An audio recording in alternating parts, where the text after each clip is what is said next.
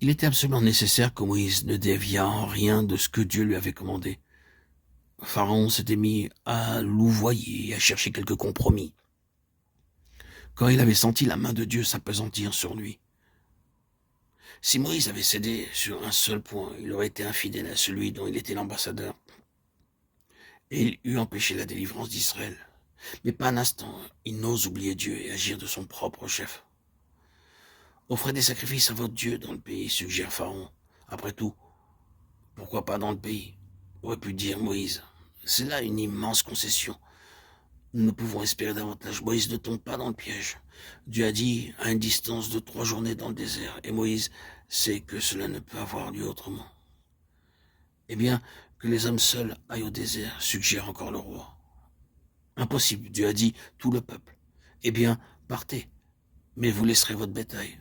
Non, répond Moïse, il n'en restera pas un ongle.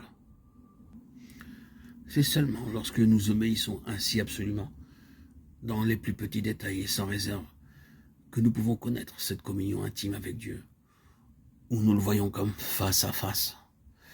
Ce n'est point chose indifférente que d'être nommé comme Abraham le fut, l'ami de Dieu. Pour lui aussi, la préparation ne fut point sans souffrance. Quelle angoisse profonde le déchirait lorsqu'il crut envers et contre tout que Dieu tiendrait sa parole concernant Isaac.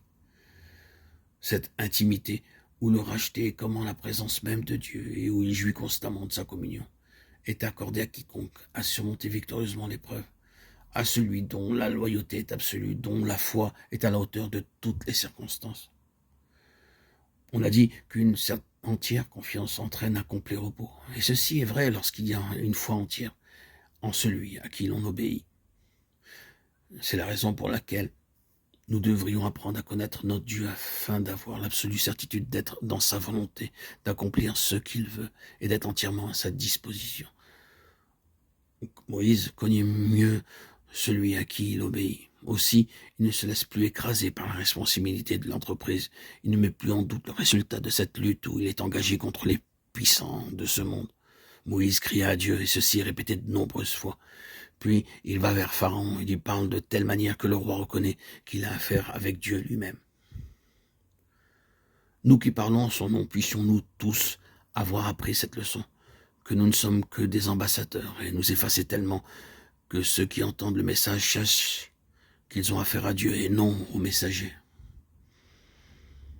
Hélas, ne semble-t-il pas souvent que ceux-ci ignorent les premiers éléments du service que le maître peut bénir? Nous sommes si préoccupés de notre petit rôle que nous nous mettons entre Dieu et les âmes vers lesquelles il nous envoie. Bien plus, nous craignons de dire ainsi par l'Éternel, car nous n'avons pas appris à discerner sa pensée.